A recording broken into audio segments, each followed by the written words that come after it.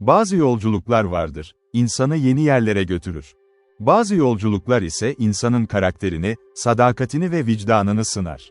Kanada'nın uçsuz bucaksız vahşi doğasında, yıllar önce kaybolan bir keşif ekibinin ardında cevapsız sorular kaldı.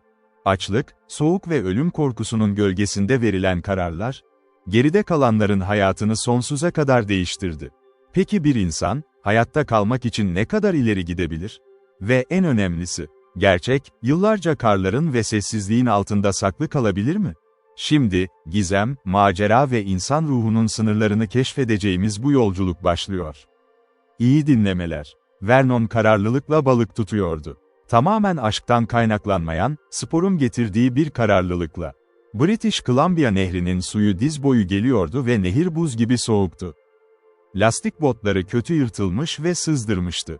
Vadiyi aşağıya süren çiseleyen yağmur yüzünden sırılsıklam ıslaktı. Arkasındaki boşluğa ulaşmak zordu.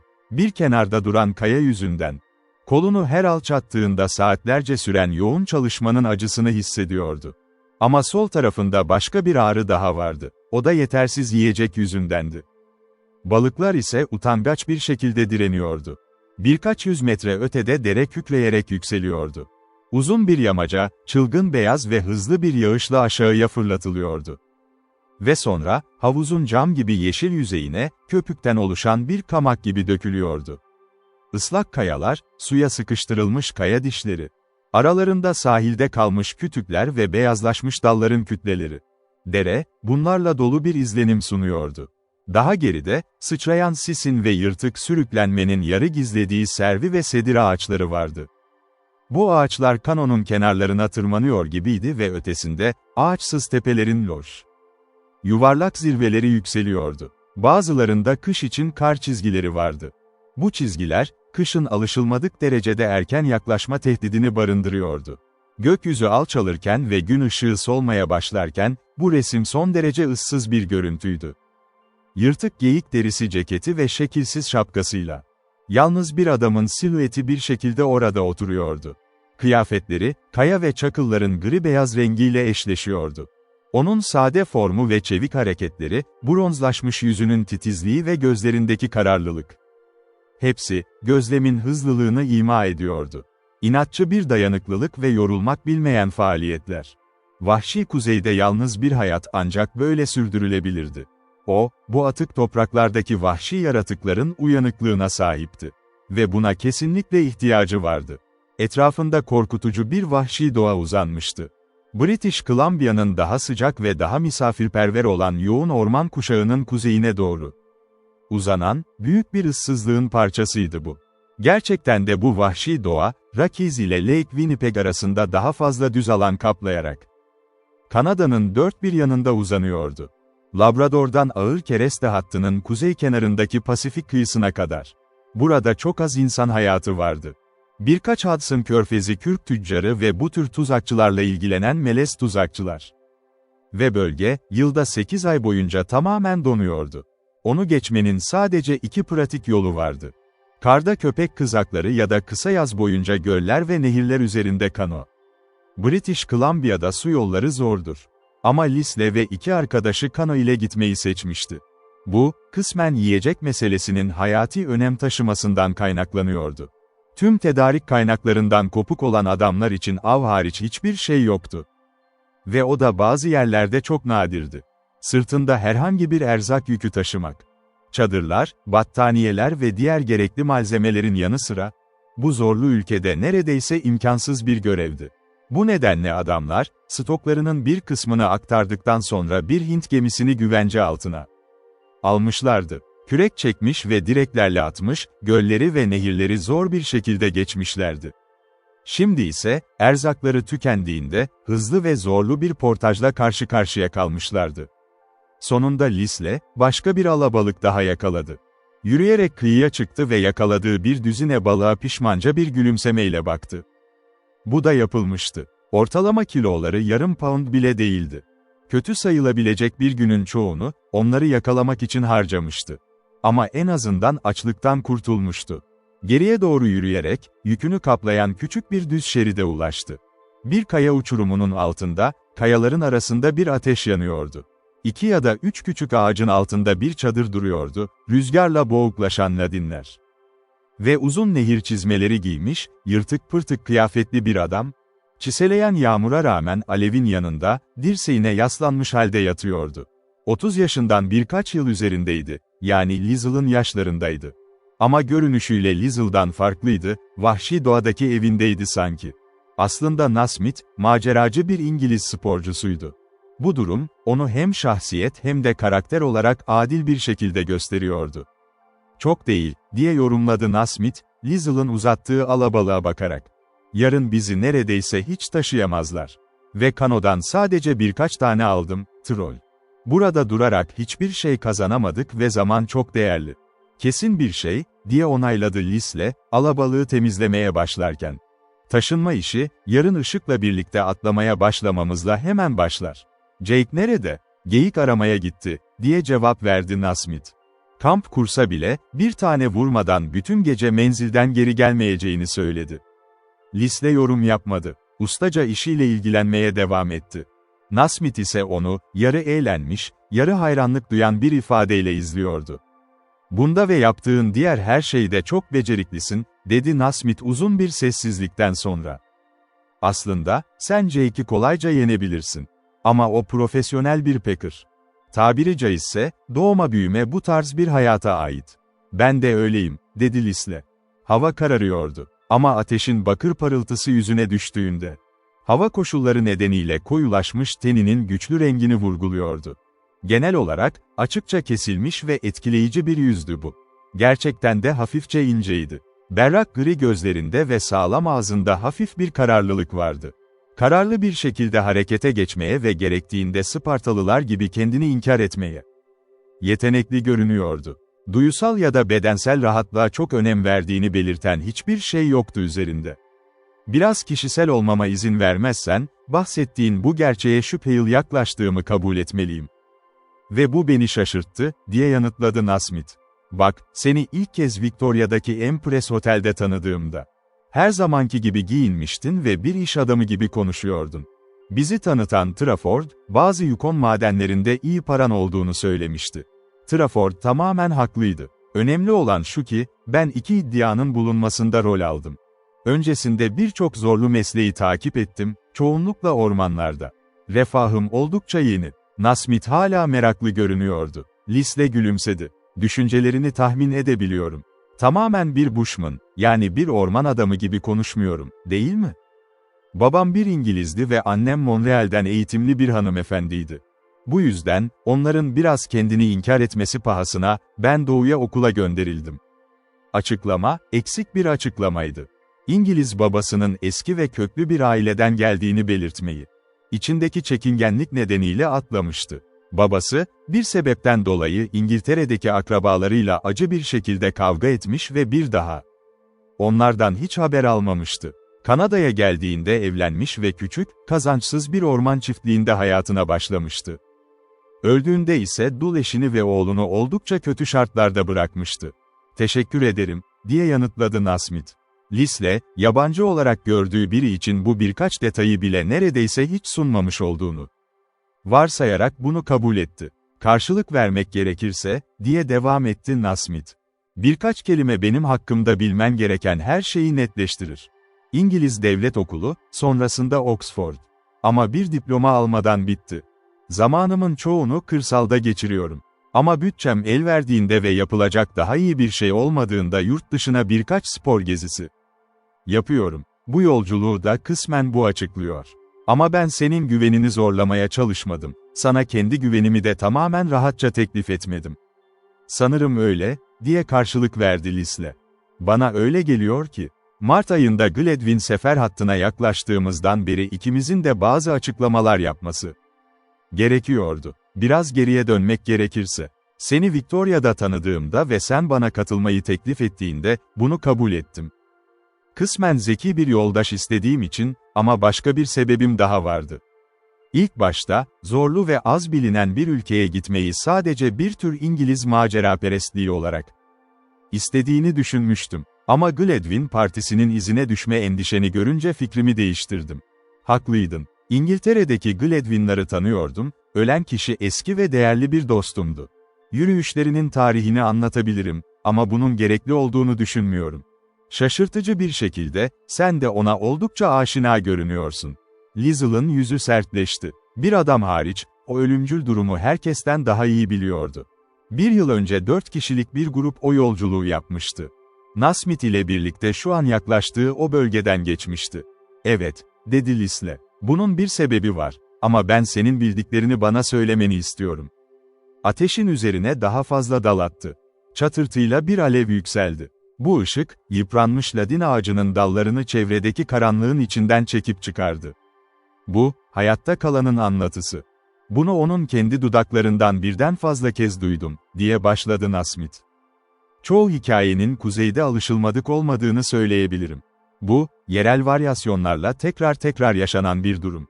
Ama devam et. 2 Gledwin vardı. Kuzenler. George, ikisi arasında yaşça büyük olanıydı, maddi durumu ve konumu yerinde bir adamdı. Genç olan Clarence'ın ise neredeyse hiçbir şeyi yoktu. Yılda 2 ya da 300 pound kadar. İkisi de sporcuydu, George biraz da doğa bilimciydi. Ve keşif gezisini daha nadir görülen av hayvanlarını incelemek amacıyla yapmışlardı. Erzakları yetersizdi. Bir kızılderili yük taşıyıcısı onları terk etti. Burada, orada, sürekli geciktiler. Ve nehre vardıklarında artık çok yıpranmışlardı, kış da yaklaşıyordu. Daha ileri gitmenin tehlikeli olduğunu bildiklerinden. Geldikleri yolları takip ederek aşağı akıntıya doğru sal yapıp ilerlemeye başladılar. Ama çok geçmeden nehir kanolarını mahvetti. Sadece birkaç pound erzak hariç her şeyi kaybettiler. İşleri daha da kötüleştiren şey, George'un son portajda kaygan bir kayadan düşerek bacağını ciddi şekilde incitmesiydi. Zorlukla birkaç lig ilerledikten sonra, daha fazla gidemeyeceğini fark etti. Bir konsey yaptılar. Zaten yiyecek eksikliği çekiyorlardı. Ama rehberleri, karayoluyla yürüyerek bazı deri avcılarının kamp kurmuş olması gereken bir yere ulaşılabileceğini tahmin etti. Daha uzakta bir Hudson Körfezi direği vardı. Nehrin karşı tarafında, yukarı çıkarken 2 yere erzak depolamışlardı. En kolay geçiş noktasından direğe giden yol üzerindeydi bu depolar. George, buna göre diğerlerinin devam etmesi konusunda ısrar etti. Her biri farklı bir bankayı, yani nehir kıyısını takip edecek. Hükümleri ilk bulan diğeriyle iletişim kurmaya çalışacak ve yiyecekle geri dönecekti. Eğer bulamazlarsa, nehirden ayrılıp yardım aramak için ilerleyeceklerdi. Kabul ettiler. Ama derin bir kar düştü. Clarence Gledwin depoyu bulamadı. Açlıktan ölmek üzereyken avcıların kampına ulaştı ve avcılar onunla geri döndü. Kuzenini, ölü buldu. Peki ya rehber, diye sordu Liesl. Oldukça çirkin bir hikaye. Onu duymuş olmalısın. Gledwin'in İngiltere'de ne anlattığını duymadım. Rehber, Hudson Körfezi karakoluna ulaştı. Gledwin'in yaptığı yolculuktan çok daha uzun bir yol kat ederek, yorgunluğun son aşamasında ulaştı oraya. Yanına çok az yiyecek almıştı, Gledwin tam olarak ne kadar olduğunu biliyordu. Ve Hudson Bay ajanı, rehberin o miktardaki yiyecekle bu mesafeyi kat etmesinin imkansız olduğuna karar verdi. Sadece tek bir çıkarım vardı. Depoyu bulduğu mu, diye sordu Liesl. Yüzü çok sertleşmişti. Nasmith başını salladı. Bir anlamda, onun için küçük bir bahane vardı. Düşün, yorgun, aç bir adam. Battaniyeleri ya da ateş yakma araçları yok. Buzlu kayaların üzerinden ve karlı yollardan geçmek zorunda kalmış. Ve karşısına birkaç kutu erzak ile biraz küflü un çıkıyor. Açlığını tatmin ettiğinde bile, hiç şüphe yok ki geri dönüş yolculuğunu yapıp yeniden birleşmeye değmeyeceğini düşündü. Çünkü muhtemelen gerideki adam zaten ölmüştü. O adam bir parça yiyecek bulsaydı, dönmeyi denerdi. Liesl'ın sesi merak uyandırıcı bir tınıyla yükseldi. Nasmith ona sertçe baktı. Çok ikna olmuş gibisin. Evet, çünkü onu iyi tanıyordum. Nasmith şaşırdı ve bunu açıkça gösterdi. Ama sonra, düşünceli bir ifadeye büründü. Sanırım anlıyorum, dedi. 1-2 dakika sessizlik oldu. Bu sessizlik, sadece ateşten çıkan dalların kırılma sesi ve hızlı akıntının boş kükremesiyle bozuluyordu. Bu nehir sesi, şimdiye kadar Nasmith üzerinde tuhaf ve sinir bozucu bir etki yaratmıştı. O ana kadar bu ısrarcı, nabız gibi atan gürültüyü neredeyse hiç fark etmemişti. Sonunda Liesl, kendi durumu için güçlü bir duruş sergileyerek tekrar konuştu. Ortak arkadaşımız Empress Hotel'de bana Liesl derdi. Sanırım adımı tam söylemedi. Vernon. Ve Gledwyn'in rehberinin adı buydu. Bunu arka planda tuttum. Seni benimle gelmeye ikna etmek için sabırsızlanıyordum. Eski ülkede, yani İngiltere'de sözüne inanılan, belli bir saygınlığa sahip bir İngiliz istiyordum yanımda. Dahası, dürüst bir adamın tarafsız bir görüş oluşturmasını istiyordum. O zamanlar senin Gledwyn'in arkadaşı olduğunu bilmiyordum. Nasmith, bu iltifatı kabul ettiğini gösteren hafif bir hareket yaptı. Sadece adil olmaya çalışacağım, ki bu bazen çok zordur. Sesinde acı dolu bir titreme vardı. Devam etti, ben George Gledwyn'in arkadaşıydım. Ölen kişinin, ona çok saygı duyuyordum. İfadesindeki bir şey, bu saygının hayatta kalan diğer Gledwyn tarafından paylaşılmadığını gösteriyordu.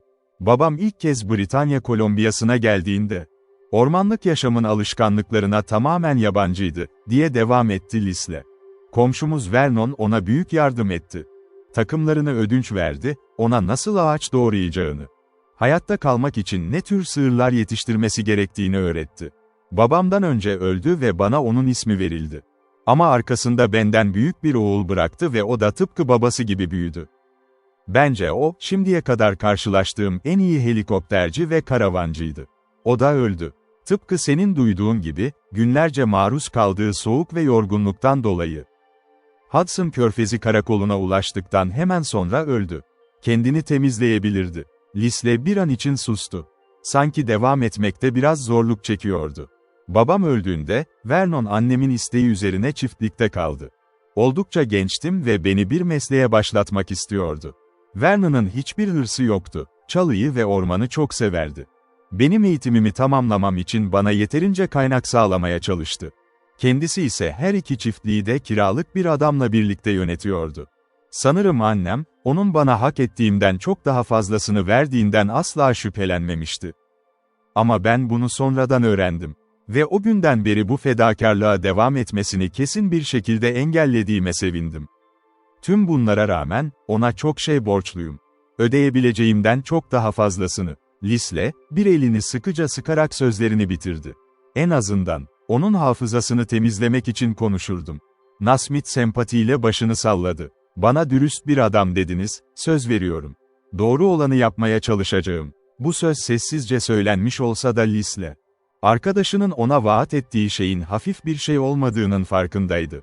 Bu topraklarda kast kasta göre dururdu ve Lisle, arkadaşının tarif ettiği diğer İngilizleri görüp incelediğinden, eski bir ülkenin bağlarının ne kadar güçlü olduğunu biliyordu. Kendi çevresinden bir adamı ortaya çıkarmak, yabancılara karşı küçümseme ve kınama hissetmek, her yaşam alanında garip bir şekilde iğrenç bir şeydi. Peki, dedi Lisle, yarın çekileceğiz. Bölünme üzerinden geçiş yapıp Gledwyn Trail'e sal hissiyle ilerleyeceğiz. Şimdi alabalığı kızartacağım ve akşam yemeği yiyeceğiz. Konuyu sessiz bir anlaşmayla kapattılar. Yemeğe geçtiler. Kısa bir süre sonra sırtın tepesinden bir bağırış yükseldi. Ardından gelen alt çalılıklardaki çarpma sesleri, paketçilerinin kamp için geri döndüğünü duyurdu. Lisle cevap verdi ve yukarıdan aşağıya doğru bir çığlık yükseldi. Bir geyik var ve önümüzdeki gölde ördek var. Yukarı çıktıkça biraz avlanmayı deneyeceğiz. Nasmith'in yüzündeki gülümseme, derin bir memnuniyetin simgesiydi. Bu aklımdan büyük bir yük aldı, diye ilan etti. Bir pipo içeyim, sonra uyuyacağımı düşünüyorum. Yarın ilk yüklemelerle, hava yeterince aydınlanır aydınlanmaz başlayacağız. Ertesi sabah, şafak geç kalmıştı. Işık, şiddetli yağmurun arasından yavaş yavaş, adeta sürünerek sızıyordu. Lisle ve arkadaşları kahvaltılarını yapmıştı. Ancak, birkaç günden beri ilk defa kampı bozmak istemiyorlar. İçten içe bir isteksizlik duyuyorlardı. Aslında Nasmith, barınakta kalmayı önerecekti. Ama Lizel'ın kararını çoktan verdiğini biliyordu. Lisle, ne olursa olsun devam etmek konusunda kararlıydı. Ve sabırsızlanıyordu. Çünkü kara kuyruklu geyikler buralarda uzun süre dayanamazdı. Artan soğukla birlikte, alabalıklar da her geçen gün daha utangaç oluyordu. En yakın yerleşime çok uzaktaydılar. Ve kış, hızla yaklaşıyordu. Nasmith, diğerleriyle birlikte yükünü omuzladı. Çakıllarla ve kayalarla dolu bir şeridin üzerinden yola çıktılar. Ara sıra, önlerine çıkan mahsur kalmış ağaç dallarının altından sürünerek geçmek zorunda kalıyorlardı. Bu dalların yırtık uçları, Zaten harap olmuş botlarına takılıyor, bacaklarını morartıyordu. Bir süre sonra, uçurum sudan neredeyse ani bir şekilde yükseldi. Kaygan çıkıntılar boyunca sürünerek ilerlediler. Bazen de daha sığ havuzlarda, beyaz köpüklerle hızla akan suyun içinde. Kıyıdan birkaç metre dışarıda yürümek zorunda kaldılar. En ufak bir kaymanın, mutlak bir yıkım anlamına geldiği yerler vardı. Ama bu onlar için olağan dışı bir şey değildi. Zaman, sırtı tırmanmak için harcanamayacak kadar değerliydi. Zira o dik sırtlar, onları adeta aşağıya, suya doğru sıkıştırıyordu. Çanta kayışları Nasmith'in omuzlarını fena halde acıtıyordu. Daha önceki yüklerle zaten hamlamış olan omuzları. Hareket edip çabayla ısınana kadar ona büyük bir acı verdi. Kısa sürede tamamen sırılsıklam oldu. Bazı yerlerde dalgalardan sıçrayan su yüzüne öyle bir çarpıyordu ki, neredeyse önünü göremiyordu. Ama pes etmedi. Kararlılıkla devam etti. Diğerlerine yetişmeye çalışıyordu. Birkaç av gezisi hariç, Nasmith'in hayatı pürüzsüz ve rahattı. Şimdi ise çoğunlukla bez parçası haline gelmiş giysiler içindeydi.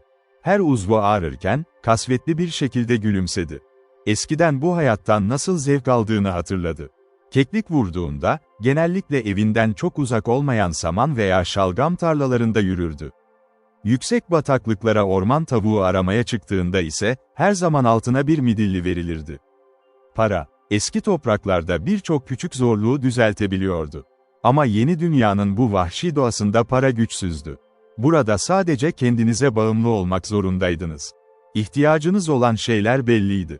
İçten gelen bir cesaret, kaba bir güç ve her türlü insanda bulunabilen o inatçı dayanıklılık kapasitesi. Nasmith için şanslı bir durumdu ki, bu özelliklere sahipti. Ancak yeni keşfetmeye başladığı gibi. Bu da tam olarak yeterli değildi. Bunlar, bu ham doğada büyük hediyelerdi. Fakat birçok şey gibi, tam gelişimlerini tamamlamaları için egzersiz ve özenle yetiştirilmeleri gerekiyordu. Hızlı akan nehrin başına ulaştıklarında geri döndüler. Bir yük daha aldılar. Ardından Jake, kanoyu omuzlarına aldı.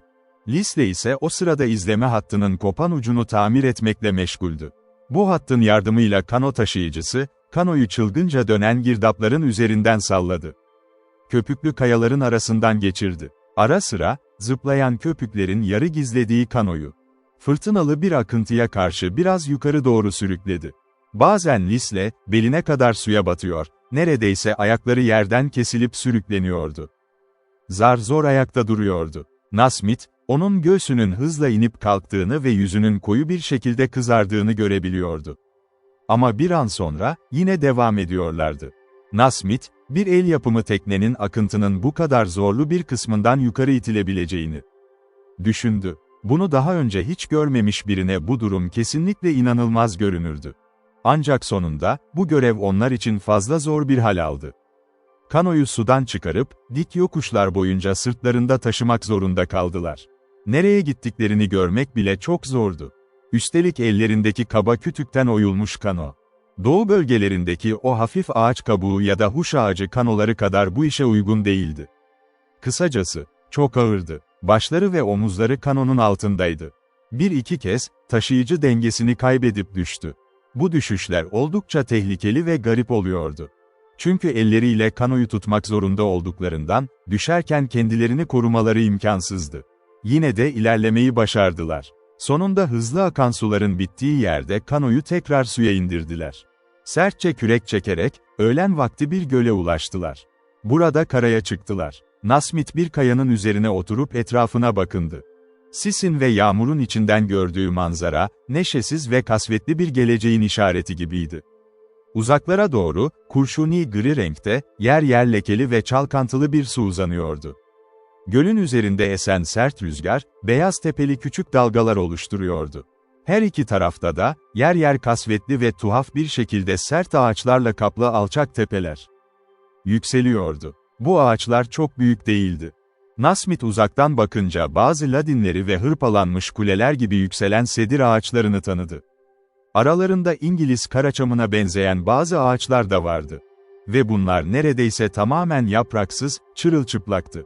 Daha sonra arkadaşları, yola nasıl devam edeceklerini, en iyi ilerleme yolunun ne olduğunu tartışmaya başladı. Önlerinde sert bir esinti vardı. Jake, sahil yakınındaki sığlıklardan geçilmesini savunuyordu. Nasmith, Liesl'ın fena halde yorulduğunu çoktan fark etmişti. Liesl, sanki Jake'in fikri çok değerliymiş gibi ona döndü ve yanıtladı. Sorun şu ki, plaj sert hava yüzünden düz bir hat şeklinde geriye çekiliyor.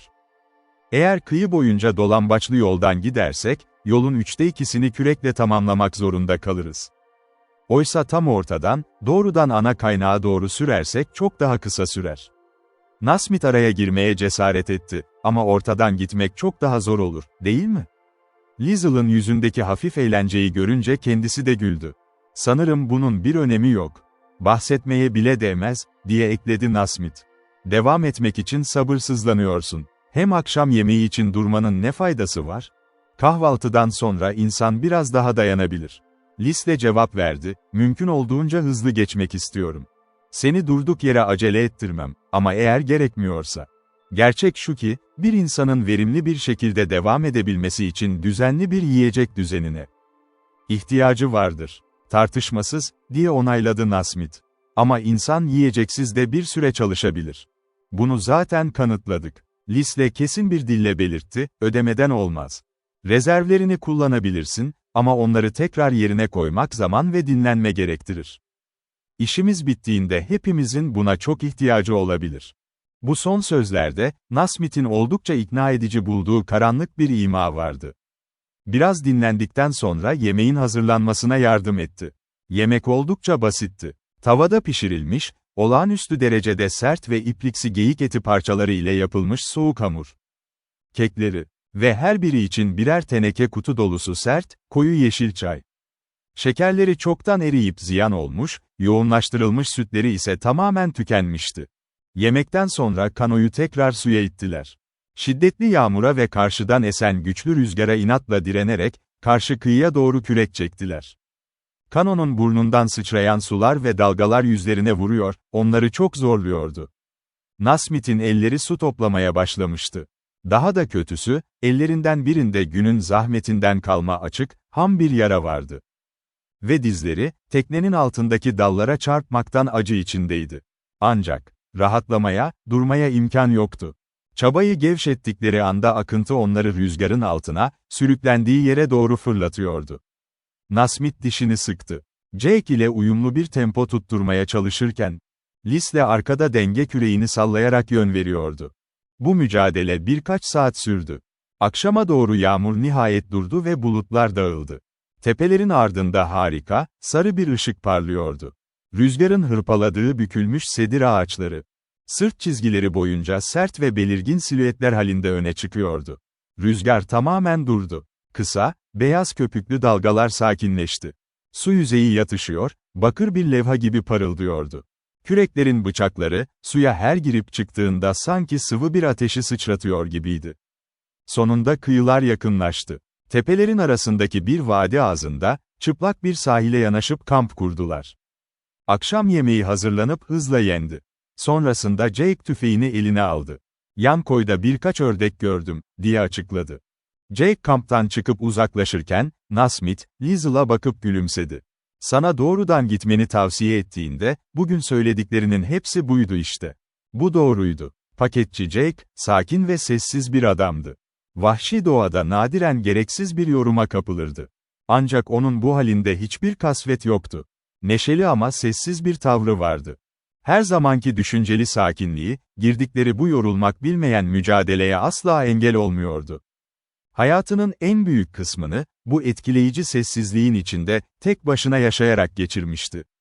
Burada, ona tam bir geçim sağlamaya yetmeyen, kısmen temizlenmiş birkaç dönümlük bir arazisi vardı. Sırf bu yüzden, zaman zaman o küçük evinden ayrılır. Böyle keşif seferlerine katılır ya da birkaç aylığına bir kereste fabrikasında çalışmaya inerdi. En ağır, en kararlı işleri yapabilirdi. Harika bir şekilde yetenekli elleri vardı. Hayattan tek istediği ise sadece biraz sade yiyecek ve başını sokacak alelade bir barınaktı. Medeniyetin sunabileceği hiçbir lüks, onu bu vahşi yerleri terk etmeye ikna edemezdi. Liesl, piposunu rahat bir huzurla doldurdu. O da Jake'in vahşi doğaya olan bu sevgisini paylaşıyordu. Bütün gün süren ısrarlı bir emeğin ardından, Böyle bir kampta dinlenmeyi garip bir şekilde hoş buluyordu. Üstelik akşamları Nasmith ile sohbet etmeyi çok severdi. Çünkü aldıkları eğitimler ve yaşam tarzları tamamen farklı olsa da, aslında ortak noktaları çoktu. Ayrıca, önlerinde uzanan bu manzaranın insanı huzura kavuşturan bir yanı vardı. Kamp ateşinde yanan ıslak sedir odunları, etrafa temiz, aromatik bir koku yayıyordu. Serin akşam havasında, yorgun bedenleri canlandıran, tazeleyici bir esinti vardı. Alçak tepelerin üzerinde gökyüzü, safran sarısı ve doğaüstü bir yeşille parıldıyordu. Gölün bir yarısı bu büyüleyici ihtişamla ışıldarken, diğer yarısı loştu ve ağaçların keskin gölgeleriyle kaplanmıştı. Sessizlik hakimdi. Sadece suyun çakıl taşları üzerine hafifçe vurması ve karanlık koydan gelen, bir delinin doğaüstü kahkahasını andıran bir kuşun çınlayan çığlığı duyuluyordu. Bu derin, ıssız sessizliği bozacak başka hiçbir şey yoktu. Lisle, tepelerin arasında ince, beyaz bir sisle dolup taşan o boşluğu işaret etti. Gledwin'ların yaptığı son büyük taşıma rotası burasıydı, diye belirtti. Batıdaki bir derenin kenarından geldiler. Bu bölgeye girdiklerinde çok kötü durumdaydılar. Mücadele onları tamamen yıpratmış ve ayırmıştı. Biraz duraksadıktan sonra ekledi, nasıl adamlardı onlar? Nasmith cevap verdi, George coşkulu, dışa dönük biri değildi. Onu ne kadar çok tanırsan, o kadar çok seveceğin türden bir adamdı. Eğer birisi bana onun kötü bir şey yaptığını söyleseydi, buna asla inanmazdım. En son hamlesi de, yani diğerlerini güvenli yere gönderip kendisinin kalması, tam ona yakışan bir davranıştı. Lisle sessizce araya girdi, diğerleri gitmek istememiş. Arkadaşı başını salladı. Bunun doğru olduğuna inanıyorum. Ben de böyle düşünmekten hoşlanıyorum. Lisle, onun ses tonunda tuhaf, duygusal bir şey olduğunu fark etti. Nasmith devam etti, başından beri, George, Clarence'a karşı her zaman çok cömert davrandı. Özellikle daha fazla sormak istediğim kişi zaten Clarence'tı. Nasmith düşünceli görünüyordu. Cevap verdiğinde, Lisle onun tamamen tarafsız bir görüş sunmaya çalıştığını sezdi. Clarence, dedi Nasmith, onunla ilk karşılaştığında. George'a kıyasla insana çok daha sempatik gelir. Yakışıklı bir adamdır, nerede ne konuşacağını, doğru şeyi nasıl söyleyeceğini çok iyi bilir. Kolayca arkadaş edinir. Ama bir şekilde, en iyi dostlarını asla uzun süre tutamaz. O, hayatta istediği her şeyi büyük bir mücadele vermek zorunda kalmadan elde edebilen ve zor durumlara çok nadir düşen insanlardandır. Konuşmacının sesinde yine isteksiz bir ton belirdi. Sanki içindeki hafif bir şüpheyi bastırmaya ya da onu onaylamadığını gizlemeye çalışıyor gibiydi. Lisle durumu fark edip konuyu değiştirdi. George Gledwin'in hiç yakın akrabası var mıydı? Bir kız kardeşi var. Bir kadının bir erkeğe benzeyebileceği kadar ona benziyor. Toplum hayatına pek düşkün değildi. Hiç evleneceğini sanmıyorum. Abisinin ölümü, o kız için yıkıcı bir darbe oldu. Birbirlerine inanılmaz derecede bağlıydılar. Ama hayatımda hiç bu kadar asil bir duruş görmemiştim. Clarence ölüm haberini telgrafla bildirdiğinde, kız hepimizden daha cesur davrandı. Nasmith, sanki çok fazla özel şeyden bahsettiğini hissetmiş gibi birden konuşmayı kesti. Tam o sırada, suyun üzerinden bir tüfek sesi yankılandı. İşte bu bir ördek sesi. Jake ıskalamaz, dedi Nasmith. Lisle başını salladı. Durumu anlamıştı. Nasmith'in atış konusundaki haklılığından şüphesi yoktu. Ancak suyun üzerinde yüzen bir ördeği tüfekle vurmak hiç de kolay bir iş değildi. Tekrar taşıma rotasından bahsetmeye başladılar. Kısa süre sonra Jake, elinde tek bir ördekle kampa geri döndü. Ve uykuya çekildiler. Ertesi sabah hava açık ve aydınlıktı. Günü, yüklerini tepelerin arasındaki o yüksek geçide doğru, birkaç mil yukarı taşıyarak geçirdiler. Yolun bir kısmı, tepelerden aşağı süzülen küçük derelerle bölünmüş, bataklık bir alandı. Tepeler, bu geçidin üzerinde muazzam bir yükseklikte yükseliyordu. Buradan geçmek zaten zordu. Ama bodur bir ormanın zamanla bataklığa dönüştüğü o ıslak bölgeye, Muskeg, geldiklerinde, durum daha da kötüleşti. Göl seviyesindeki bir değişim yüzünden toprak tamamen suya doymuş. Ağaçların çoğu köklerinden sökülüp yıkılmıştı. Kısmen bataklığın içinde, kısmen de sonradan aralarında büyüyen söğütlerin arasında çürümeye yüz tutmuşlardı. Ara sıra adamlar yüklerini yere bırakıyor. Hala ayakta duran birkaç ağaç gövdesini baltayla kesip bataklığın üzerine deviriyorlardı. Amaçları, geçilmesi neredeyse imkansız olan bu çukurların üzerinde kaba köprüler oluşturmaktı. Fakat asıl büyük mücadele, kanoyu taşımak için geri döndüklerinde başladı. İlk başta kanoyu bataklığın içinde omuzlarında taşımayı başardılar.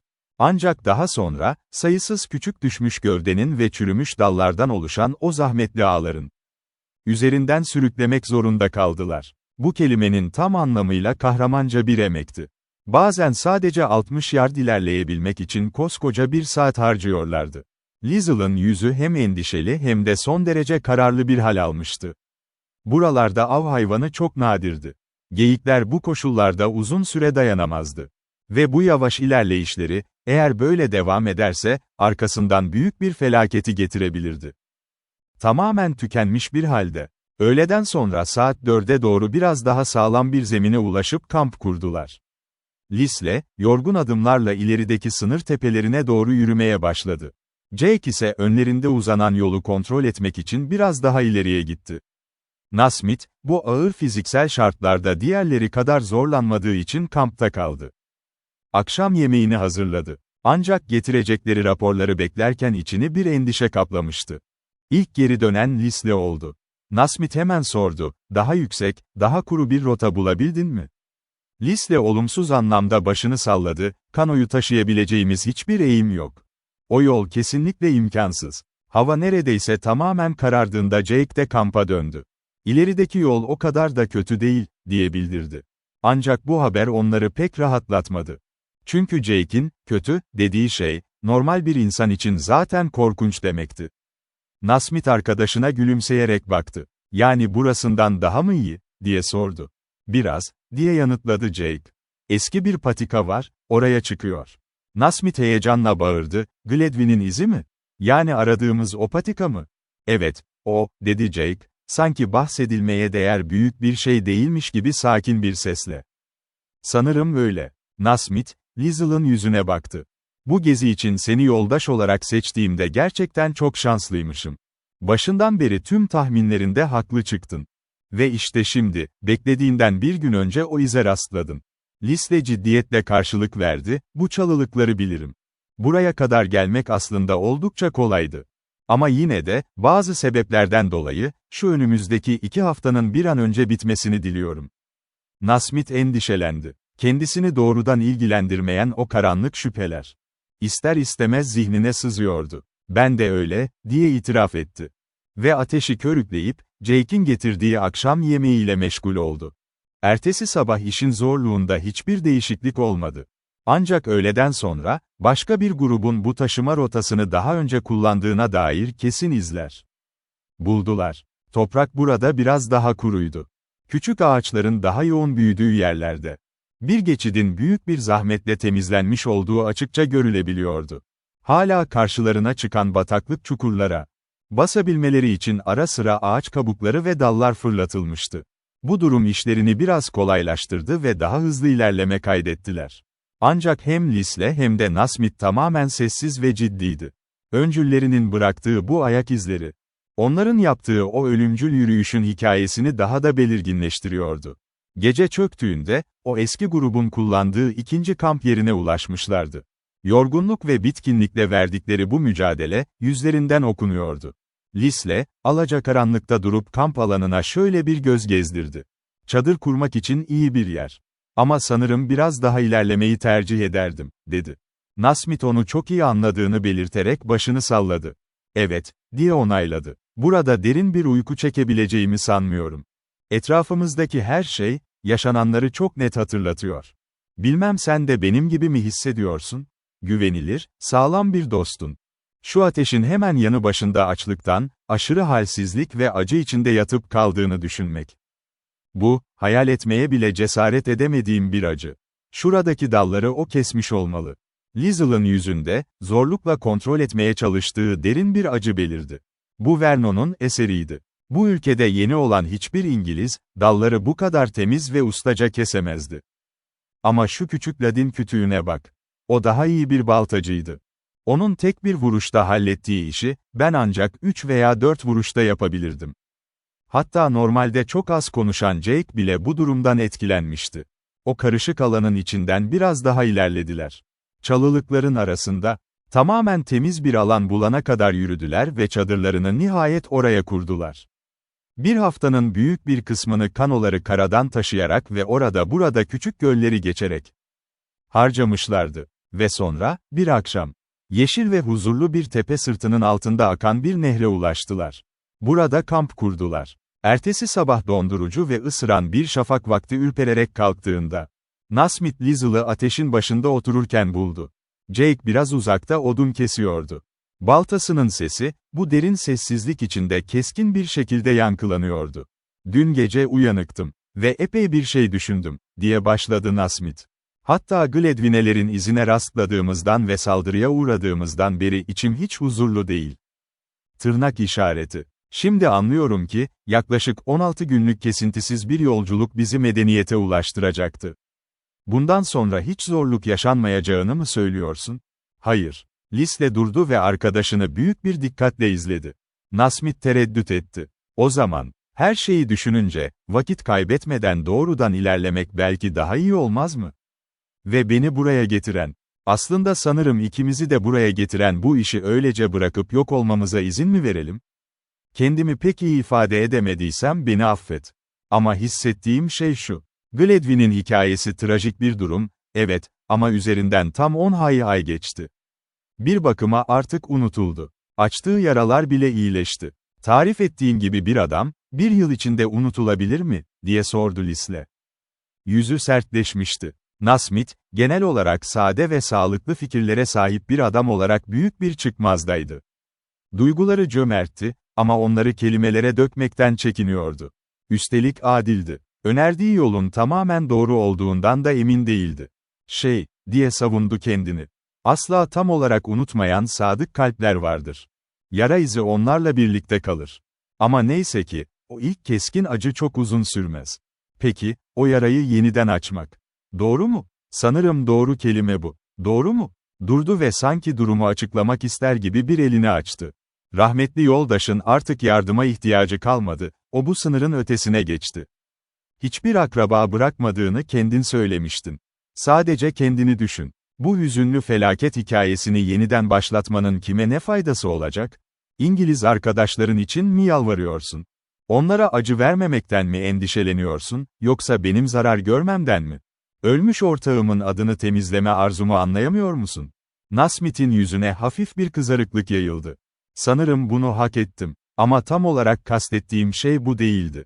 İçimde bir his var. Bu arayışta, bir şekilde azimle kendi başına büyük bir sorun açacaksın.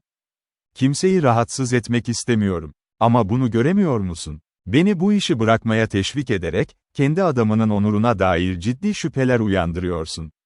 Oysa o seninle aynı sınıftan, yakından tanıdığın nazik biriydi. Araştırmaktan, aramaktan mı korkuyorsun? Clarence Gledwin'in hikayesinin kanıtlarıyla yüzleşmekten mi? Nasmith, onun gözlerinin içine kararlı bir şekilde baktı. Bir ya da iki kişi adına. Sanırım evet, korkuyorum. Rehber Vernon'a olan inancın beni de etkiledi. O zaman, dedi Lisle. Kendi inancımı test etmekten korkmuyorum. Buraya bu amaçla geldim ve seni de buna şahit tutmak istiyorum. Dediğin gibi, George Gledwin, çok şey borçlu olduğum o adam, kötü bir şey yaptı. Onun aç bir yoldaşı tamamen terk etmesi. Bu imkansız. Sanırım bunun bir çaresi yok, diye yanıtladı Nasmith, onaylarcasına başını sallayarak. Yeterince konuştuk. Madem bu kadar ısrar ediyorsun, sözümün arkasında duracağım. Baltanın vurma sesi kesilmişti. Jake'in odunlarla geri döndüğünü duydular. Lizel'ın hazırladığı basit kahvaltıyı yedikten sonra kanoya bindiler. Pürüzsüz, yeşil nehir boyunca bütün gün hızla süzüldüler. Yolculuğun en zorlu yarısını geride bırakmışlardı. Bundan sonra yolları akıntı yönünde uzanıyordu. Biraz şansla, yerleşim yerlerine güvenle ulaşacaklarından şüpheleri yoktu. Ama ikisi de sessiz ve huzursuzdu. Lisle, içini kemiren şiddetli bir sabırsızlıkla doluydu. Nasmith ise yakında ortaya çıkabilecek şeylerden çekiniyordu. O gece kampta yattıklarında, neredeyse tek bir kelime bile etmediler. Ertesi gün nehir hızla akıyordu. Uzun bir parkur önlerindeydi. Kanalın önü kayalarla kapanmıştı. Dere, çökmüş kayalık çıkıntıların üzerinde şiddetle kaynıyor. Orada burada birkaç metrelik öfkeli şelaleler halinde dökülüyordu. Kıyıların daraldığı bir yerde, beyaz ve köpüren dalgalar tam ortadan akıyordu. Burada yükleri boşalttılar ve günü büyük bir zahmetle geçirdiler. Malzemelerini ve kamp donanımlarını, kayalarla hırçın suların arasındaki yırtık çıkıntılardan taşımak zorundaydılar. Bu, oldukça zorlu bir geçişti. Bazı yerlerde, lideri yardımsız ulaşamayacağı kaygan bir noktaya kaldırmak zorunda kalıyorlardı. Yukarı çıkan kişi, sırayla yoldaşlarını yukarı çekiyordu. Diğer yerlerde ise derin su havuzları yollarını kesiyordu. Kayaların çatlak taraflarına tutunarak, o tehlikeli sulardan kaçınmak zorunda kalıyorlardı. Yüklerinin altında ağır bir şekilde zorlanarak ilerlerken, iki adamın zihninde de aynı düşünce dolanıyordu. Gledwin'in yorgun grubu bu zorlu yolu nasıl geçmişti? Elbette o zaman su seviyesi daha alçaktı. Yine de, açlıktan bitkin düşmüş liderin nasıl düşüp sakatlandığını anlamak hiç de zor değildi. Sonunda, öğleden sonranın sonlarına doğru, tüm malzemeler aşağıdaki havuzun kıyısına indirilmişti. Lisle bir kenara oturdu ve piposunu doldurdu. Bunu karadan taşımamız neredeyse 2 günümüzü alırdı ve bu sırada kanoya ciddi zarar verebilirdik, dedi. Hızlı akıntının başı imkansız görünüyor. Ama şansımız varsa, kalan kısmı yaklaşık 10 dakika içinde geçebiliriz. Denemeye değer. Ama malzemeler gemideyken bu riski almam. Ya kanoyu batırırsan ya da devirirsen, diye sordu Nasmith. Bu düşük bir ihtimal. Çünkü içinde sadece 2 kişi olunca hafif olacağız ve kürek çekeceğiz. Nasmith bir süre düşündü. Hızlı akıntının görüntüsü hiç de cesaret verici değildi. Ama kanoyu karadan taşımanın getireceği o yoğun çabadan da çekiniyordu. Sonunda karar verdiler. Jake, elinde bir izleme ipiyle aşağıda bekleyecekti. Yüzmeye hazır olacak ve bir kaza anında kanoyu yakalayacaktı. Lisle ve Nasmith ise hızlı nehrin başına geri döndüler. Kanoyu o en kötü, hırçın dalgaların içinden sonsuz bir zorlukla sürüklediler. Sonra Nasmith dudaklarını kenetledi. Ve arkadaşının onu itmesiyle başlayacak olan o çılgın düşüşe kendini hazırladı. Birkaç güçlü kürek darbesi onları akıntının tam ortasına bıraktı. Artık tek görevleri, kanoyu düz tutmak ve kayalardan uzaklaştırmaktı. Zıplayan köpüklerin arasından sağ çıkmak. Gerçekten çok zorlu bir işti. Sudan bakıldığında manzara ürkütücüydü. Her şey bulanık görünüyor ve anlık olarak değişiyordu. Nasmith'in gözleri etraftaki detayları seçemiyordu. Zihninde sadece uçuşan su damlaları, orada burada köpüklü sırtlar oluşturan yeşil sular. Hızla üzerlerine gelen kayalar ve ağaçlar kalmıştı. Liesl'ın bir iki kez keskin sesle talimatlar verdiğini duyduğunu sandı. Beceriksizce de olsa bu emirlere itaat etmişti. Ama tam olarak ne yaptığını kendisi de bilmiyordu. Tek bildiği, ara sıra çaresizce kürek çektiğiydi. Çoğu zaman ise diz çökmüş, önündeki o çılgın karmaşaya hayranlıkla bakıyordu. Sonunda, Liesl'dan acı bir çığlık yükseldi. Nasmith küreğini geri çekti. Ama kano çoktan saptı. Köpüren dev bir dalga üzerlerine doğru ilerledi. Ve bir an sonra Nasmith kendini suyun içinde buldu. Dönen akıntı onu hızla aşağı çekti. Yüzeye çıktığında, hafif kano birkaç metre önünde sürükleniyordu. Ona ulaşmayı başaramadı. Kano ondan çok daha hızlı ilerliyordu. İyi yüzebiliyordu. Ama içini büyük bir korku kaplamıştı. Bir kayaya şiddetle çarpıp kemiklerinin kırılması ya da akıntıyla dibe çekilip taş tabana vurulması. An meselesiydi. Yine de köpüklerin arasından sıyrılıp kıyıya doğru yüzmeye çalıştı. Kıyıya yaklaştığı sırada, Lisle birden onun omzundan yakaladı. Onu doğrudan akıntıya doğru itti. Nasmith bu karmaşanın ortasında önünü zor görüyordu. Kafası karışmıştı, şaşkındı. Yine de bunun planladıkları yere çıkma girişimi olmadığını anladı. Bu yönlendirici güce boyun eğerek, akıntı boyunca sendeleyerek ilerledi. Sonunda Lisle onu tekrar yakaladı ve kenara doğru sürükledi. Birkaç dakika sonra, durgun suyun birkaç metre ötesinde, nefes nefese ayağa kalktı. Kıyıya doğru süründü ve hemen arkasından gelen Liesl'a döndü. "Teşekkürler," diye soluk soluğa haykırdı. "Sana bir hayat borçluyum." "Abartma canım," diye geçiştirdi diğeri. "Sadece seni geri çektim. Eğer o çıkıntıyı geçmeye çalışsaydın, sular seni yutardı." Aşağıdaki eşyaları taşırken kıyı boyunca oluşan o anaforu fark etmiştim. Oraya güvenle inebileceğimizi hatırladım. Ama kanoyu tutuyordun, seni hemen yanında gördüm. "Sadece beni uçurumun ötesine taşımasını istedim," diye açıkladı Lisle. "Onunla nehrin karşısına doğrudan geçmek gibi bir niyetim yoktu. Şimdi, kampa gidiyoruz." Oraya vardıklarında, karanlık çökerken Jake'in kanoyu geri getirdiğini gördüler. Kürekler kaybolmuştu. Ama 1-2 saat içinde yeni bir çift yapabilirdi. Yanlarında birkaç kuru kıyafet vardı. Akşam yemeğinden sonra ateşin başında uzanırken, son 2 gündür aralarında hissettikleri o hafif gerginliğin tamamen kaybolduğunu fark ettiler. İkisi de bu yeni duygunun adını koymadı. Hatta düşüncelerini açıkça ifade bile etmediler. Ama aralarındaki karşılıklı sevgi, saygı ve güven, aniden çok daha güçlü bir şeye dönüşmüştü. Suda geçirdikleri o birkaç dakikalık tehlike, aralarında kopmaz, tarif edilemez bir bağ dövmüştü. Ertesi sabah hava berrak ve soğuktu. Oldukça iyi ilerleme kaydettiler ve öğleden sonra geç saatlerde karaya çıktılar. Gevşek çakıllarla kaplı bir mesafeyi kat ettikten sonra, Lisle and Nasmith taş duvarda hafif bir çukurluk fark ettiler. Birkaç büyük taş, kaba bir şekilde üst üste yerleştirilmişti. Etrafta, bir zamanlar çatı olarak kullanıldığı anlaşılan bazı küçük ladin dalları dağılmıştı. Yakınlarda ise yırtılmış ve çürümüş bir battaniyenin kalıntıları duruyordu. Başka bir köşede delikli bir tava ve hırpalanmış eski bir çaydanlık vardı. Nasmith ciddi bir ifadeyle şekilsiz şapkasını çıkardı. Gözlerini dikip sessizce etrafına baktı. "Burası," dedi fısıldar gibi. "Arkadaşımın öldüğü yer. Duymuşsundur. Sonrasında cesedini buradan çıkardılar. Onun gibisi çok az bulunur. Onu asla unutamıyorum. Yapılacak hiçbir şey, söylenecek çok az söz vardı." O trajedinin yaşandığı sahneden, yalnız sonunu yaşayan o ilk yoldaşı düşünerek uzaklaştılar. Kanoyu tekrar suya indirip nehir boyunca hızla ilerlediler.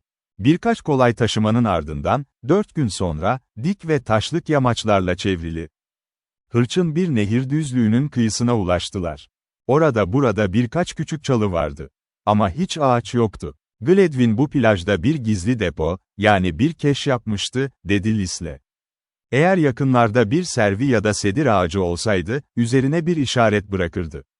Ama burada, sadece bir taş yığını aramalıyız.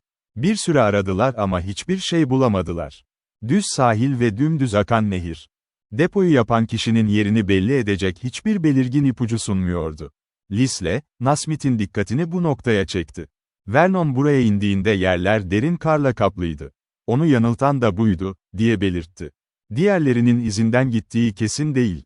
Malzemeleri gömdü. Belki de yukarıya bir yük taşıyordu ve ona yardım edemediler. Çok net bir durum. Eğer bu konuda haklıysam, aranacak çok uzun bir sahil şeridi var demektir. Ve bir adamın gücü tükendiğinde, duyuları her zamanki kadar keskin olmaz. Nasmith hiçbir yorum yapmadı. Ama yüzündeki ifade, depoyu bulamazlarsa hiç şaşırmayacağını anlatıyordu. Ancak kısa bir süre sonra, Jake uzaktan seslendi. Yanına gittiklerinde, hafifçe çıkıntılı bir kaya parçasının üzerine çizilmiş bir haç işareti gördüler. Bu işaret onlara yol gösterdi. Biraz sonra, neredeyse bir kiremit bankasının içinde gizlenmiş. Kabaca yığılmış birkaç taşla karşılaştılar. "Gördüğüm gibi, bu depo çakılların içine yapılmış," dedi Lisle, Nasmith'e dönerek. "Yerde kar varken ve burası levhalarla kaplıyken. Bunu bulmak neredeyse imkansızdı." Jake'e döndü. "Sence, yağmur ya da don başladığından beri, bu küçük şeylerin buraya inmesinin üzerinden ne kadar zaman geçmiştir?" Jake, yamacın yukarısında büyüyen genç çalılara baktı. Çevredeki diğer bitkilerden daha kısaydılar ve belli ki o toprak kaymasının izlerini taşıyorlardı. "Bir yazın bir kısmı ve bir sonraki yazın tamamı," diye yanıtladı kesin bir dille. "Bunu nasıl anladığını bize de anlat." Jake kıyıya tırmandı. 2-3 genç dal koparıp geri döndü ve bunları Lizel'a uzattı. "Bu kadarı senin için yeterince açık olmalı." Nasmith'e doğru döndü. "Yaz mevsimi dışında büyüme olmaz. Başlangıçta birkaç sıcak ayları vardı. Ama 2. yıla kadar çatallanmazlar. Bu filizlere baksana." Kış başlarken Gledwin'in partisi aşağı indiğinde, "O küçük toprak kayması bundan kısa bir süre önce gerçekleşmiş olmalı," diye ilan etti Lisle. Hemen işe koyuldular ve taşları dikkatlice kenara çektiler. İlk olarak 3 et konservesi buldular. Ardından çürümüş küçük bir un torbası çıktı. Un, içeride sert ve küflü bir kütleye dönüşmüştü. Ayrıca su geçirmez bir çarşafa sarılı. İçinde şeker olduğu anlaşılan başka bir çanta ve birkaç küçük şey daha vardı. Herkes sessizce olanları inceliyordu. Lisle, un torbasının önünde oturdu. Ne yazık ki bu deponun açılıp açılmadığını ya da nasıl yapıldığını kimse kesin olarak söyleyemez. Ama bize yol gösterecek birkaç ipucu var, dedi Lisle. Yetersiz erzakla, sadece biraz balık ya da av etiyle çok ağır şartlarda çalışmaya zorlanan medeni adamların, genelde en çok neyi özlediğini bilir misin? Hayır, diye yanıtladı Nasmith, neşeli görünmeye çalışan zayıf bir sesle. Ben sadece ara sıra İngiltere'de yediğim o güzel akşam yemeklerini pişmanlıkla hatırlarım. Sen bunu neredeyse hiç hissetmedin, dedi Lisle ona bakarak. Bu iki şey, un ve şeker, çok karmaşık ihtiyaçlardır. Şüphesiz Vernon'un bir iki kutu et almış olabileceğini düşünebilirsin, ama bu pek olası değil. Eğer un ve tatlı arzusu konusunda haklıysan, bu gerçekten güçlü bir nokta, diye ilan etti Nasmith. Peki bunu nereden öğrendin? Lisle, Jake'e baktı. Yaşlı yardımcı manalı bir şekilde gülümsedi. Haklı, diyerek güvence verdi Jake. Bunu biz biliriz. O zaman, diye devam etti Lisle, su geçirmez çarşafa sarılı şeker torbasını işaret ederek. Aç bir adam hayal et. Çaresizce acele eden bir adam. Bu paketi, bizim şu an bulduğumuz kadar düzenli bir şekilde bırakır mıydı? Hayır, diye itiraf etti Nasmith. Bu hiç olası değil. Genellikle sessiz kalan Jake, şaşırtıcı bir şekilde lafa girdi. Zaman kaybediyorsunuz. Vernon bu depoyu asla yapmadı. Bunu karakoldaki insanlara da söyledi. O adam, tıpkı o diğer adamın anlattığı gibi gitti. Vernon'u tanıdığını bana hiç söylememiştir, diye bağırdı Lisle. Büyük ihtimalle, dedi Jake sözü uzatarak. Çünkü şimdiye kadar hiçbir işe yaramazdı. Karaya çıktıklarından beri ilk kez, Nasmith kahkahayı bastı. Bu gerginliği dağıtacak bir şeylere ihtiyaç olduğunu hissetmişti. İnsanlar yararlı bir şey söylemeyeceklerse hiç konuşmasalar. Bu harika bir değişiklik olurdu, diye ilan etti. Lisle bu sözü duymazdan geldi. Ama yeniden konuşmaya başladığında yüzü biraz daha az ciddiydi. Aklımda başka bir nokta daha var. Gladwin'in grubundan 2 kişi onu terk etti. Peki bu ikisinden hangisinin aşırı yorgunluk, soğuk ve açlık yüzünden bitkin düşme olasılığı daha yüksekti? Duymak istediğin cevaba karşı, Vernon'un daha uzun bir yolculuk yaptığı gerçeği var. Diye itiraz etti Nasmith. Bu pek bir şey ifade etmiyor. Clarence Gladwin zorluklara ve aç kalmaya alışkın bir adam mıydı? Onun hayatta kalmasını bekler miydin? Yanında biraz daha fazla erzak olsa bile, o vahşi doğada yok olup giderdin. Hayır, diye itiraf etti Nasmith. O biraz konforuna düşkün biriydi. O zaman, mesela kış ortasında, karlar altında sertleşmiş bir arazide benim kadar az yiyecekle dayanabilir miydi? Yine hayır, diye yanıtladı Nasmith. Muhtemelen benden 2 ya da 3 gün daha fazla dayanırdın. Vernon ise benden çok daha güçlü ve dayanıklı bir adamdı, diye devam etti Lisle. Şimdi, burada kesin bir kanıt bulmayı zaten beklemiyordum. Ama yine de Vernon'un hikayesinin doğruluğuna dair güçlü, dolaylı ipuçları var. Evet, diyerek onayladı Nasmith ve ciddi bir sesle ekledi, peki o kesin kanıtı bulabilecek misin? Bence bir yolu var, zor olabilir, ama bu işin peşini asla bırakmayacağım. Bir sonraki hamlen ne olacak? Ortağımın hikayesini ancak bu tür testlerle doğrulayabiliriz. Şimdi ise aynısını Clarence Gladwin için yapacağım. Başka bir şey söylenmedi. Depoyu eski haline getirdikten sonra, sessizce kanoya geri döndüler. 2 gün sorunsuz geçmişti. Ancak Nasmith, içten içe büyüyen bir huzursuzluğun farkındaydı. Bir akşamüstü, kıyıya indiler. Amaçları, sığınacak başka bir plaj bulmaktı. Burada işleri biraz daha kolaydı. Çünkü küçük sedir ve huş ağaçları su kenarına kadar sokuluyordu. Jake, hemen bir ateş yaktı. Sonrasında depoyu bulmak hiç de zor olmadı. Ortada bazı işaretler vardı. Depoya çok kaba bir şekilde yapılmıştı ya da sonradan dikkatsizce açılıp kapatılmıştı. Lisle, ikincisinden şüphe duymadı. Jake de bu konuda ona hak verdi. Üzerindeki örtü taşlarını kaldırdıklarında, altında çok az şey kalmıştı. Neredeyse her nesne oradan çıkarılmıştı. Lisle, kalan miktarları ölçtü, ağırlıkları tahmin etti ve her birini defterine dikkatlice not etti. O an ne kendisi ne de Nasmith tek bir kelime etti. İkisi de durumun, üzerinde hafifçe konuşulamayacak kadar ciddi olduğunu hissediyordu. Sessizce çakılların üzerinde yürüyerek çadırı kurdular ve akşam yemeğini hazırladılar. Yemekten sonra Jake, doğuştan gelen bir nezaketle yanlarından uzaklaşıp sahil boyunca yürüdü. Diğer ikisi ise ateşin yanına uzanmış, pipolarını tüttürüyordu. Dolunay, yalnız kanyonun üzerinde asılı duruyordu. Etraf nehrin kükremesiyle ve siyah taşların üzerine düşen sedir gölgeleriyle doluydu. Birkaç dakika boyunca çıt çıkmadı. Sonra Nasmith başını kaldırdı. "İyi," diye sordu, kısa ve net bir sesle. Lisle, arkadaşının yüzünü daha iyi görebilmek için hafifçe kıpırdandı. "İlk başta," diye anlatmaya başladı, "Clarence Gladwin bu bankadan aşağı inmiş olmalı. Kar yağmış olsa bile, o alevli ağacın yanındaki zemin açılmış. Bunun dışında hiçbir iz göremezdi. 3 kişilik hiçbir grup, burada bulduğumuz o az sayıdaki değersiz şeyi toplamaya tenezzül etmezdi. Bir Kızılderili tarafından açılmış olamaz mı? Çok düşük bir ihtimal. Çünkü bir Kızılderili olsaydı, içeride ne var ne yok temizlerdi. Beyaz bir arayıcı ise kesinlikle tütün gibi değerli şeyleri bırakmazdı." Nasmith kaşlarını çattı. Derin bir endişe içindeydi. Mesele, bazı açılardan tartışmaya pek dayanmıyordu ama bu şüphenin artık tamamen ortadan kalkması gerekiyordu. "Peki," diyerek isteksizce itiraf etti. "Elimizdeki bu bulgu önemli bir ipucu, kabul ediyorum. Ama yine de kesin bir sonuç değil." Arkadaşı, cebinden kürk eldiveninin bilek kısmını çıkardı ve avucuna koydu. Kumaş oldukça çürümüştü, geri kalan kısımlar ya dökülmüş ya da bir hayvan tarafından kemirilmişti. Ancak üzerinde hala damgalı bir düğme duruyordu. "Jake bunu bulup bana verdi," dedi Lisle. "Üzerinde parmak durakları olduğunu gösterecek kadar iz var. Soğuk havada kullandığımız eldivenlerde ise bu olmaz. Bu nesne İngiliz malı. Biraz ovuşturursak, o düğmenin üzerinde üreticinin adını bile bulabiliriz." "Parti yola çıktığında hava sıcaktı," diye devam etti Lisle. "Ama Gladwin'in geri dönüşü sırasında şiddetli bir don olduğunu biliyoruz.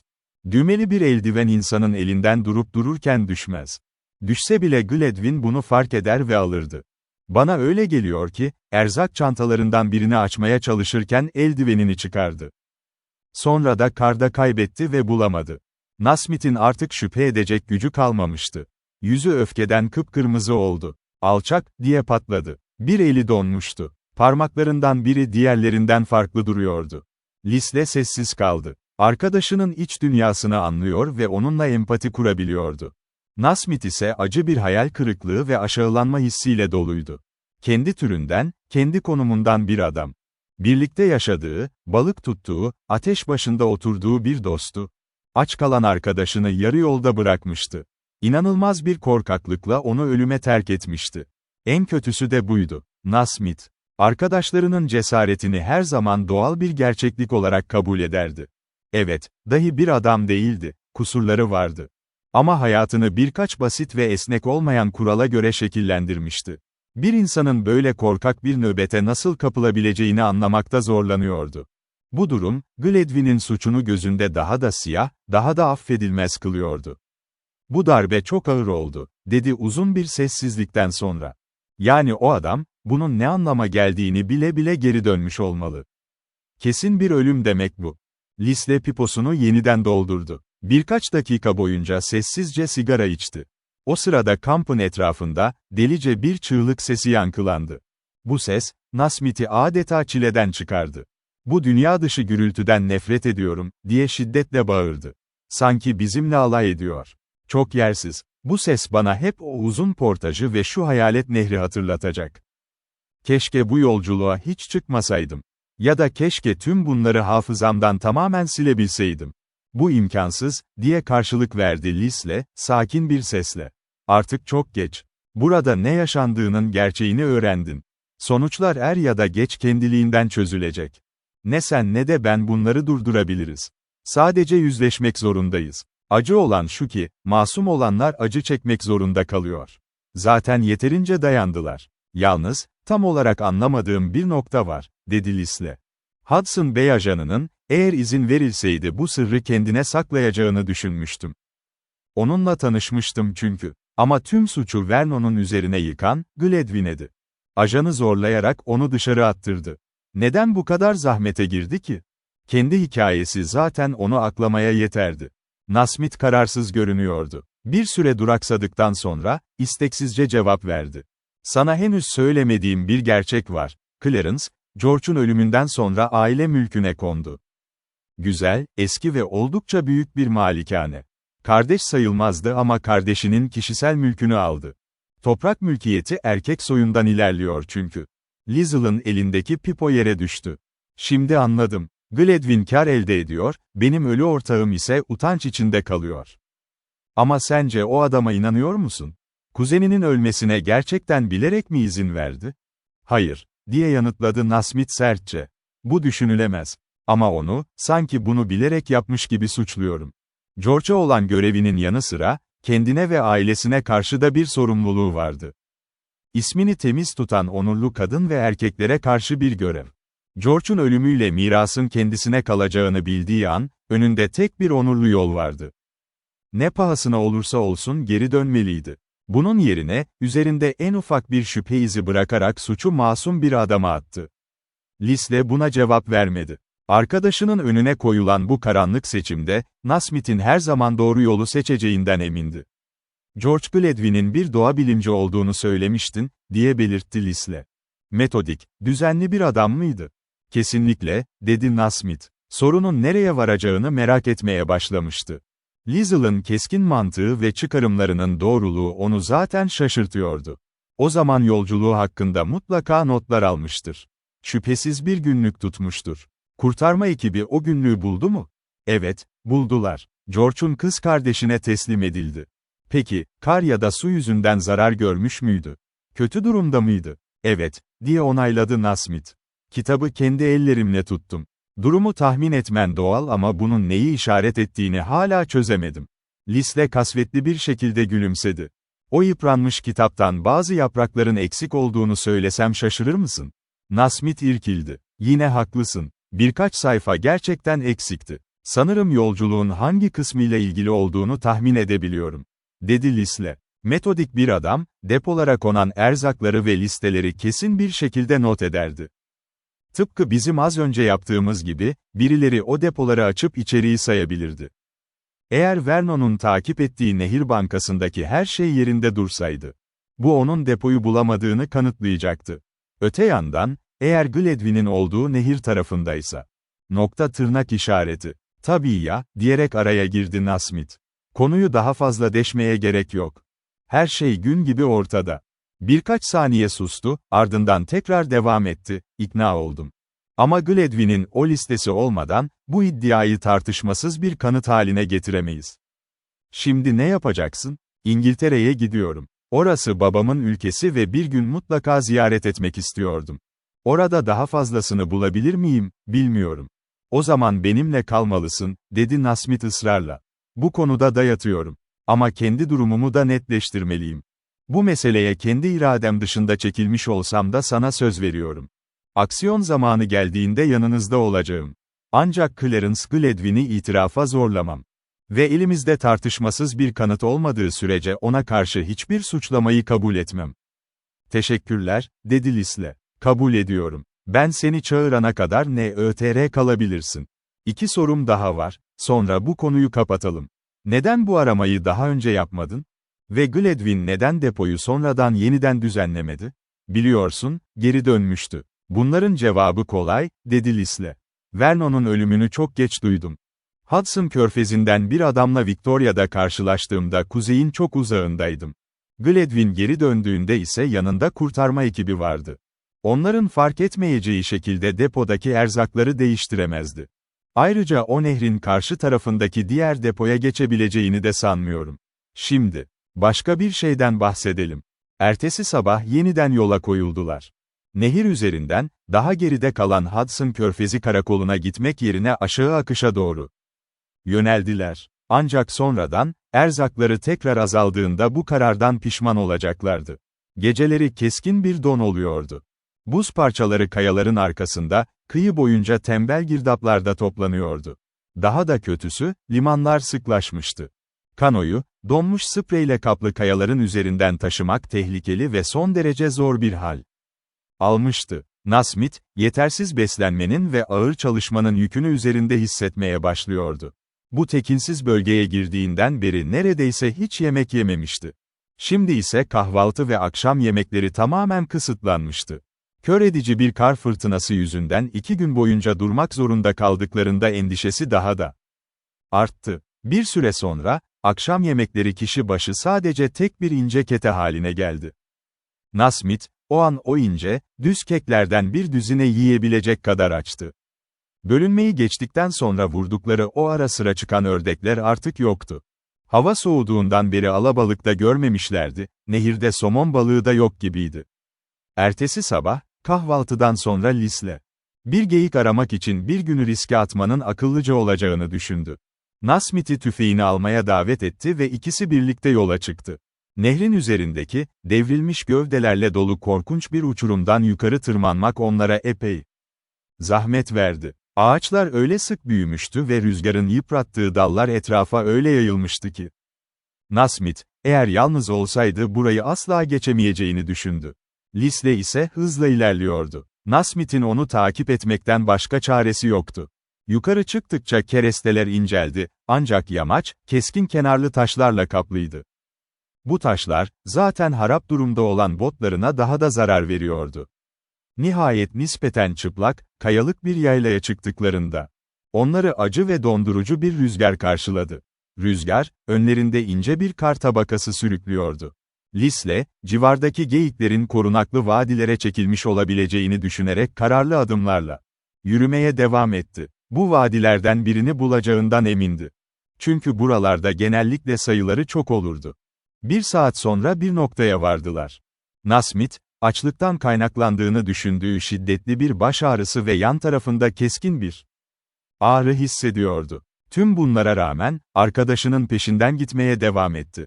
Neredeyse imkansız bir inişe geçmişlerdi. Kaya çıkıntıları ve taş kenarlarının arasında devasa ağaçlar yükseliyordu. Dibe ulaştığında, kendini yoğun çalılarla kaplı derin bir yarıkta buldu. İçinden buz gibi hızlı bir akıntı geçiyordu. Akıntının kıyıları nispeten daha kolay bir yol vaat ediyordu ancak su dondurucuydu. Öğle vakti gelmişti ve hala hiçbir yaşam belirtisi görmemişlerdi. Sadece sığınaklarından çıkaramadıkları 2-3 söğüt tavuğu vardı. Lisle, nehir rotasını takip ederek ilerlemeye devam etti.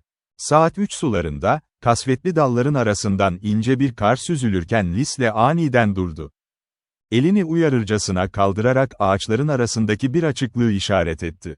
Ağaç gövdelerinin arasındaki o aldatıcı ışıkta, Nasmith ilk birkaç saniye hiçbir şey göremedi. Sonra Lisle sabırsızlıkla tekrar işaret etti. Nasmith, gri bir gövde ile çalıların arasında bir karaltı seçti. İyi bir sporcu olmasına rağmen, bir çalılık adamının keskin gözlerine sahip değildi. O şekilsiz nesnenin bir geyik olduğunu asla tahmin edemezdi. Ancak nesne hareket etti. Bir boynuz ucu belirdi. Nasmith, hiç vakit kaybetmeden tüfeğini kaldırdı. Mesafe çok uzaktı. Aldatıcı ışıkta menzili tahmin etmek zordu. Ama tetiğe dokunurken içinde garip bir sakinlik hissetti. Açlıktan ve yiyeceksizlikten bitap düşmüştü. Bu geyik kaçmamalıydı. Yine de acele etmedi. 2-3 saniye boyunca küçük nişangah hedef üzerinde titredi, tetiğe uyguladığı baskı yavaşça arttı.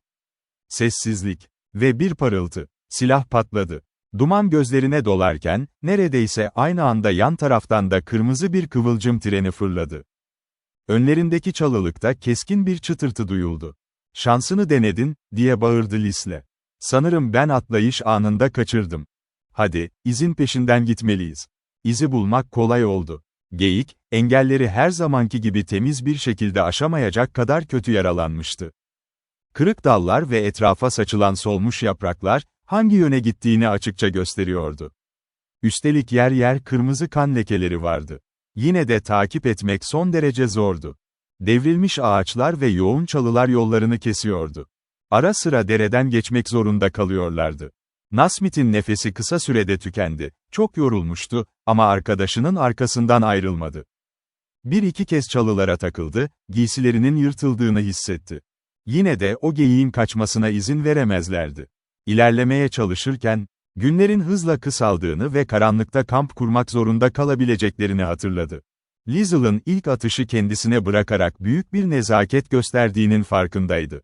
Şimdi, sırası geldiğinde ona yardım etmek için elinden geleni yapmalıydı. Geyik hala görünmüyordu ama çok uzakta olmadığı belliydi.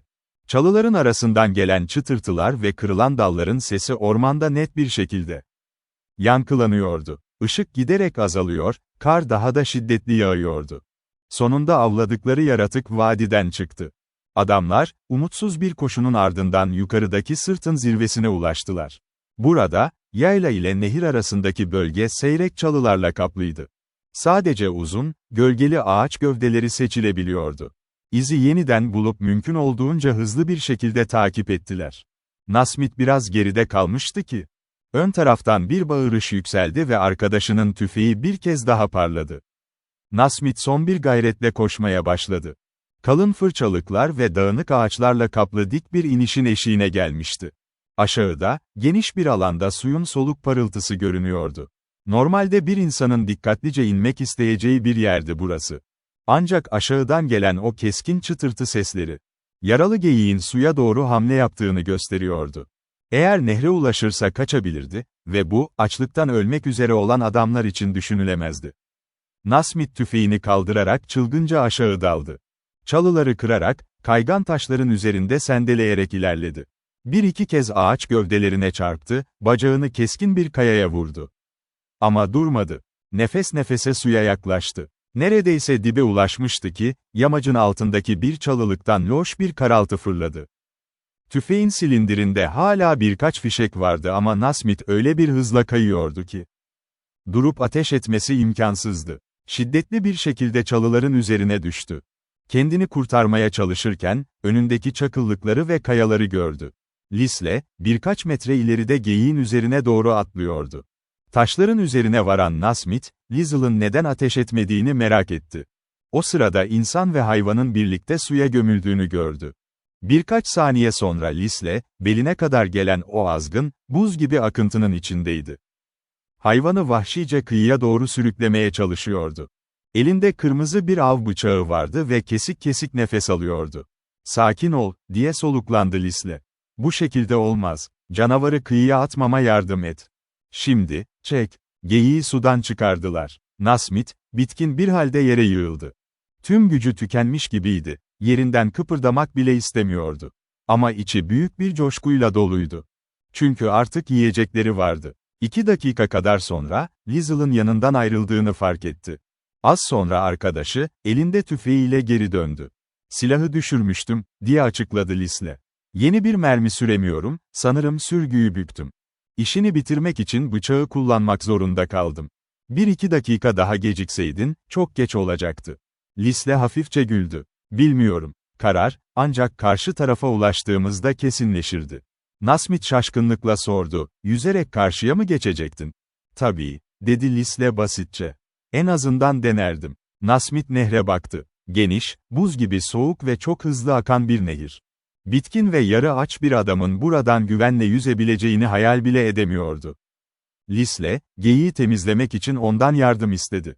Nasmit, evindeyken avladığı geyikleri her zaman bakıcılara bıraktığı için bu işlerden pek anlamazdı. Ardından, nehir boyunca uzaktan görülebilecek yakındaki bir noktada ateş yakması söylendi.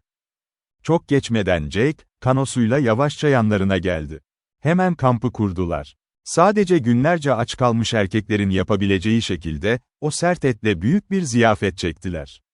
Yiyebildikleri kadar yedikten sonra, derin bir uykuya daldılar.